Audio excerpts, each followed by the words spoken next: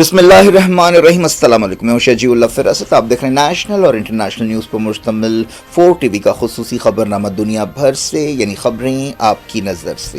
سب سے پہلے head lines. Pride India آپ کے لیے لائے ہیں ہائیڈرا FTL اور بفر زون سے پاک پلاٹس اسپاٹ رجسٹریشن کے ساتھ۔ آرکڈ ریزیڈنسی کی شاندار کامیابی کے بعد لائے ہیں آپ کے لیے آرکڈ ریزیڈنسی فیز 2 بالاپور میں فلی ڈیولپڈ گیٹڈ کمیونٹی سے جڑا وینچر، جس میں چلڈرنز پارک، لینڈسکیپ گارڈن اور مسجد جیسی بے شمار امینٹیز کے ساتھ اوپن پلاٹس دستیاب ہیں۔ سنتوش نگر سے صرف 10 منٹ کے فاصلے پر orchid residency phase 2 where life comes alive۔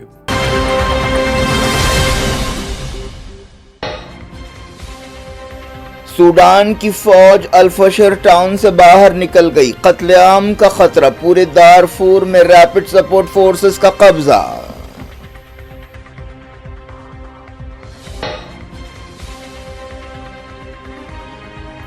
Pakistan Afghanistan بات چیت میں ڈیڈ لاک، استنبول ڈائیلاگ ناکام ہوا تو ہو سکتی ہے جنگ۔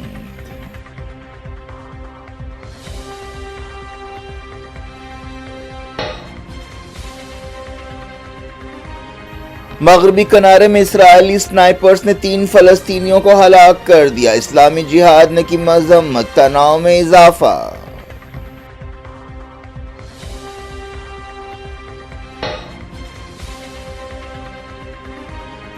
حماس نے ایک اور لاش ریڈ کراس کے حوالے کی، غزہ میں انسانی صورتحال نہیں بدلی، 2.5 لاکھ ٹن کچرا جمع۔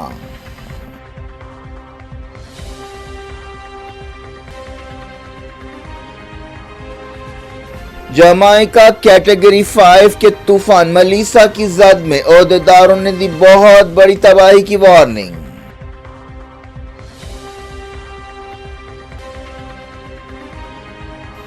بڑے پیمانے پر آبادی کا تخلیہ، مقامی لوگوں نے کہا سمندر سے غضبناک آوازیں آ رہی ہیں۔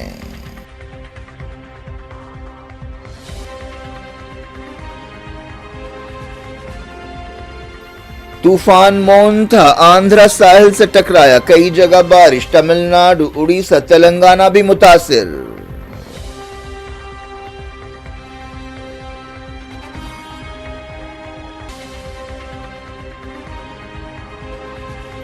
حافظ سعید کا ساتھی بنگلہ دیش میں ایکٹیو، انڈیا بارڈر کا بھی دورہ کیا، سیکیورٹی اسٹیبلشمنٹ میں ہلچل۔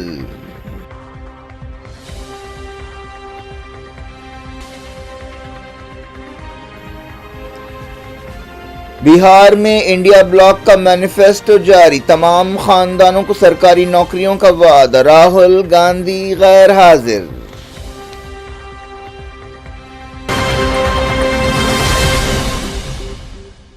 ہیڈ لائنز آپ نے دیکھی، خبروں کی تفصیل کی طرف آپ کو لیے چلتے ہیں۔ پاکستان اور افغانستان کے درمیان امن بات چیت میں پائیدار جنگ بندی سمجھوتے کی کوششیں اب تک ناکام ہو گئی ہیں۔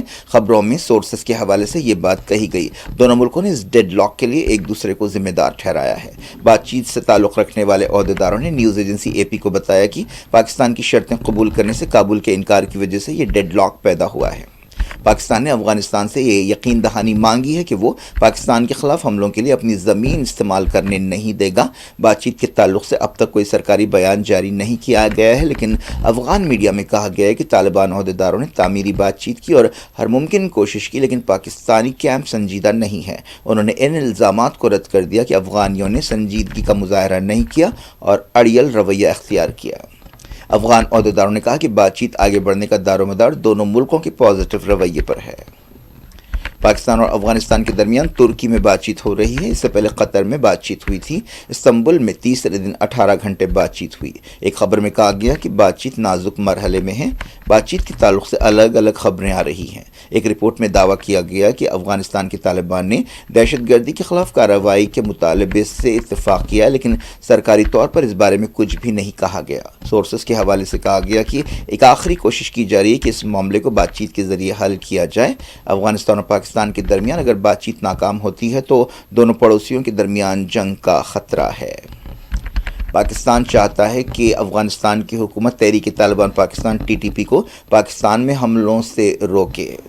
सूडान के आर्मी चीफ ने कंफर्म किया है कि फौज अल-फशर टाउन से बाहर निकल गई है, जहां हालिया दिनों में नीम फौजी दस्ते रैपिड सपोर्ट फोर्सेस ने कंट्रोल हासिल कर लिया है। जनरल अब्दुल फतेह अल बुरहान ने कहा कि उन्होंने शहरियों की हलाकतों और मुनज़्ज़म तबाही को रोकने के लिए पीछे हटने का फैसला किया। ऐसी खबरें भी मिल रही हैं कि रैपिड सपोर्ट फोर्सेस ने पिछले कुछ दिनों में भयानक तबाही मचाई है। यूनाइटेड नेशंस ने इन खबरों पर फिक्रमंदी का इजहार किया है और कहा है कि फंसे हुए सिविलियंस को महफूज रास्ता दिया जाए, लेकिन रैपिड सपोर्ट फोर्सेस ने शहरी हलाकतों की खबरों को गलत बताया है। अब दारफुर इलाके के तमाम 5 रियासती दारुल हुकूमतों पर आरएसएफ का कंट्रोल है।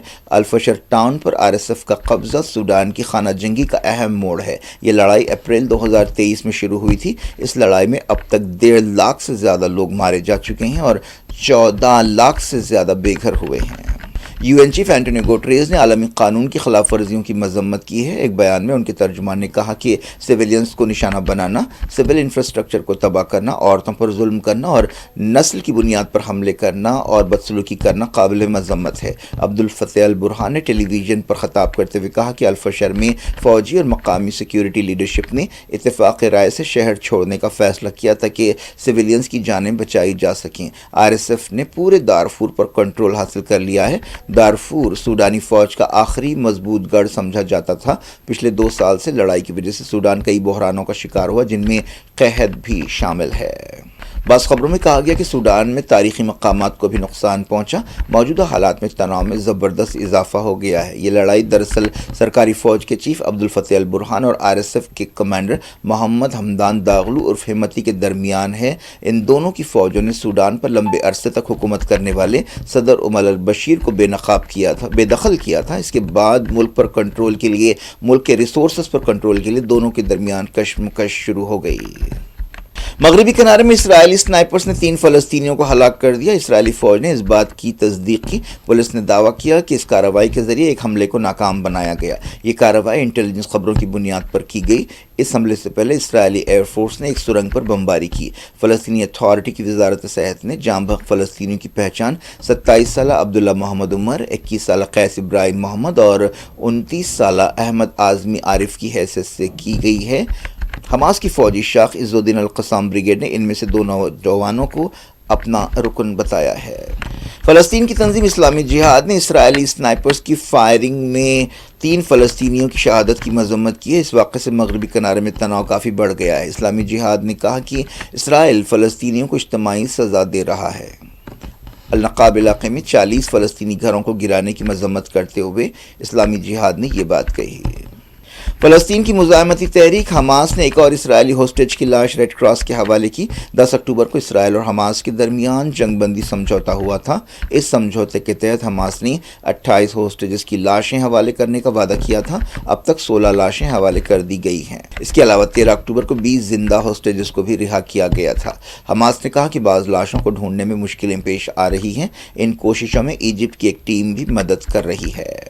गाज़ा में इंसानी सूरत हाल अब भी ख़राब है। यूनाइटेड नेशंस ने बताया है कि जंगबंदी के बाद से 4,73,000 लोग नॉर्थ गाज़ा पहुंचे, जहां उनके घर तबाह ताराज हो चुके हैं। उन्हें ज़रूरी सामान की किल्लत का सामना है। इस दौरान गाज़ा सिटी के अहदेदारों ने कहा कि पूरे शहर में 2.5 लाख टन कचरा जमा हो चुका है। इससे कई माहौलियाती मसाइल और सेहत के मसाइल पैदा होने का ख़तरा है। इसके अलावा जितनी मदद की ज़रूरत है वहाँ पर यानी गाज़ा में नहीं पहुँच रही है। जमाइका तूफ़ान मलीसा की जद में है। इसे कैरेबियाई जजीरे में आने वाला सबसे ताकतवर तूफ़ान करार दिया जा रहा है। मौसम अहदेदारों ने कहा कि ये कैटेगरी 5 का तूफ़ान है, जिससे गज़बनाक सैलाब आ सकता है, चट्टानें खिसकने के वाक़यात पेश आ सकते हैं और बड़े पैमाने पर नुकसान हो सकता है। रेड क्रॉस ने वार्निंग दी है कि 1.5 लाख लोग सीधे तौर पर मुतासर हो सकते हैं।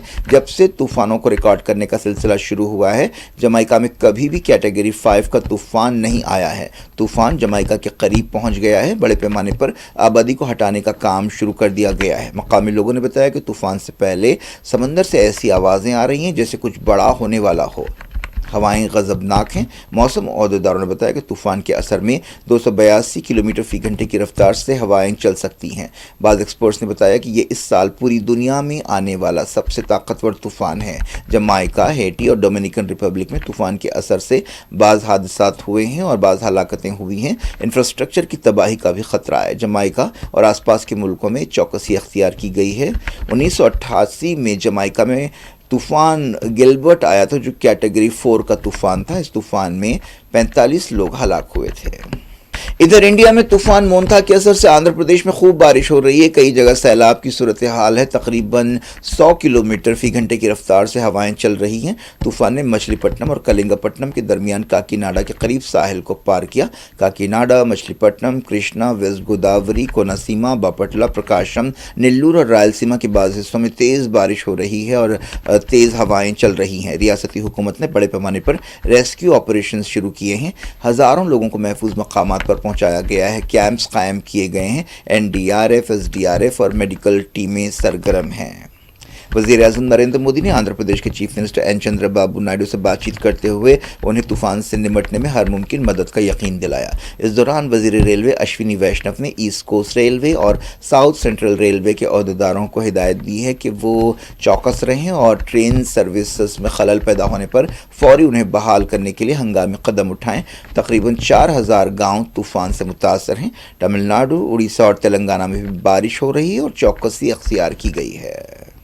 کینیڈا میں ایک مشہور بزنس مین درشن سنگھ کو ان کے گھر کے باہر گولی مار کر ہلاک کر دیا گیا ہے۔ یہ کینیڈا میں منظم جرائم کا ایک اور واقعہ ہے جن میں ساؤتھ ایشیا سے تعلق رکھنے والی اہم شخصیتوں کو ٹارگٹ کیا جا رہا ہے۔ بتایا گیا کہ شوٹر ایک گاڑی میں ان کا انتظار کر رہا تھا اور جیسے ہی وہ اپنے گھر سے باہر نکلے ان پر گولی چلا دی گئی۔ یہ واقعہ ایبٹسفورڈ ٹاؤن میں پیش آیا۔ وہ کینیڈا میں انڈین کمیونٹی میں کافی مشہور تھے اور کئی سرگرمیوں میں بڑھ چڑھ کر حصہ لیتے تھے۔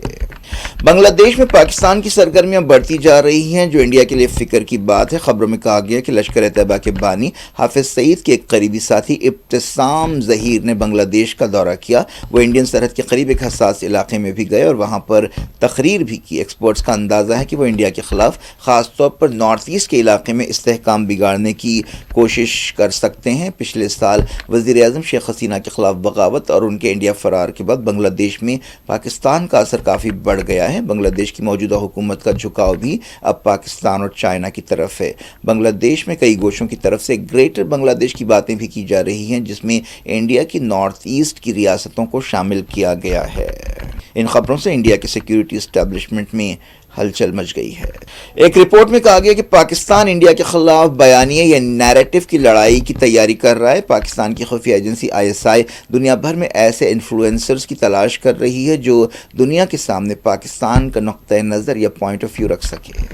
بہار میں اپوزیشن انڈیا بلاک نے اپنا مینیفیسٹو جاری کیا ہے جسے تیجسوی پرگیا پرن کا نام دیا گیا ہے۔ پٹنہ میں ایک تقریب ہوئی جس میں RJD leader Tejashwi Yadav, Congress leader Pawan Khera, CPIM کے لبریشن کے جنرل سیکریٹری دیپانکر بھٹاچاریہ اور دوسروں نے شرکت کی۔ اپوزیشن مہا گٹھ بندھن نے تیجسوی یادو کو چیف منسٹر کے عہدے کے لیے اپنا امیدوار بنایا ہے۔ لوک سبھا کے leader of opposition Rahul Gandhi Mahagathbandhan manifesto کی لانچنگ میں موجود نہیں تھے جس پر کئی سوال اٹھ رہے ہیں۔ حال ہی میں دیکھا گیا ہے کہ تیجسوی اور راہل کے درمیان سب کچھ ٹھیک نظر نہیں آ رہا ہے۔ مہا گٹھ بندھن نے ریاست کے تمام خاندانوں کو اپنے مینیفیسٹو میں سرکاری ملازمتوں کا وعدہ کیا ہے۔ اس کے علاوہ جیویکا دیدیوں کو سرکاری ملازمین کا درجہ دینے کا بھی وعدہ کیا گیا ہے۔ تمام آؤٹ سورس ملازمین اور کانٹریکٹ ملازمین کو مستقل بنانے اور پرانی پینشن اسکیم پھر سے شروع کرنے کا بھی وعدہ کیا گیا ہے۔ اس کے علاوہ پروفیشنلز کو وظیفہ دینے کی بھی بات کہی گئی ہے۔ تیجسوی نے اس موقع پر NDA کو چیلنج کیا کہ وہ چیف منسٹر کے عہدے کے لیے اپنے امیدوار کا اعلان کرے۔ انہوں نے کہا کہ ہمیں نہ صرف نئی حکومت بنانا ہے بلکہ ایک نیا بہار بنانا ہے۔ اس دوران پرشانت کشور ایک مشکل میں پھنس گئے ہیں۔ الیکشن کمیشن آف انڈیا نے انہیں بہار اور بنگال دو جگہ ووٹر کی حیثیت سے رجسٹرڈ ہونے پر نوٹس جاری کی ہے۔ اس دوران مجلس اتحاد المسلمین کے صدر اسد الدین اویسی نے بھی بہار میں مہم شروع کر دی ہے۔ انہوں نے بہار کے ڈھاکہ میں مہم چلائی۔ کیا کچھ ہو رہا ہے آپ کی دنیا میں؟ آخر میں ہیڈ لائنز دنیا بھر سے ایک بار پھر دیکھتے ہیں۔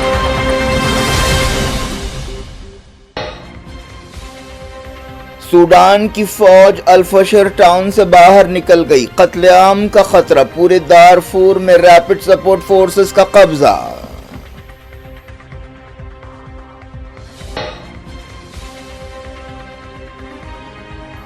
پاکستان افغانستان بات چیت میں ڈیڈ لاک، استنبول ڈائیلاگ ناکام ہوا تو ہو سکتی ہے جنگ۔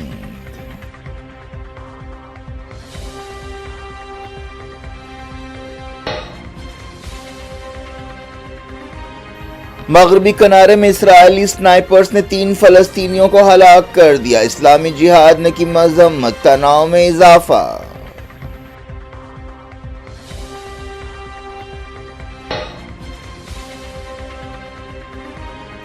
حماس نے ایک اور لاش ریڈ کراس کے حوالے کی، غزہ میں انسانی صورتحال نہیں بدلی، 2.5 لاکھ ٹن کچرا جمع۔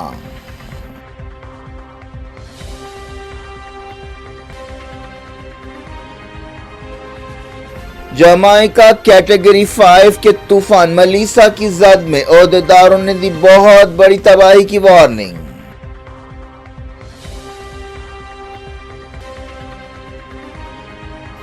بڑے پیمانے پر آبادی کا تخلیہ، مقامی لوگوں نے کہا سمندر سے غضبناک آوازیں آ رہی ہیں۔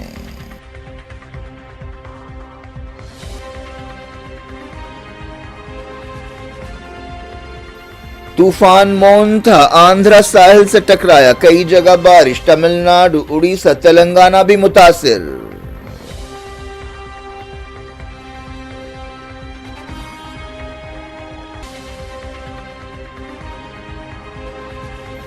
حافظ سعید کا ساتھی بنگلہ دیش میں ایکٹیو، انڈیا بارڈر کا بھی دورہ کیا، سیکیورٹی اسٹیبلشمنٹ میں ہلچل۔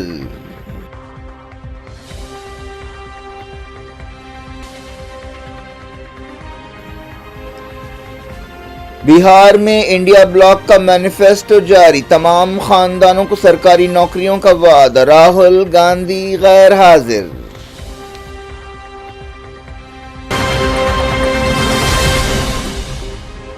یہ تھی آج کی خبریں، شجیع اللہ فراست کو دیں اجازت اور اپنا بے حد خیال رکھیں۔ اللہ حافظ۔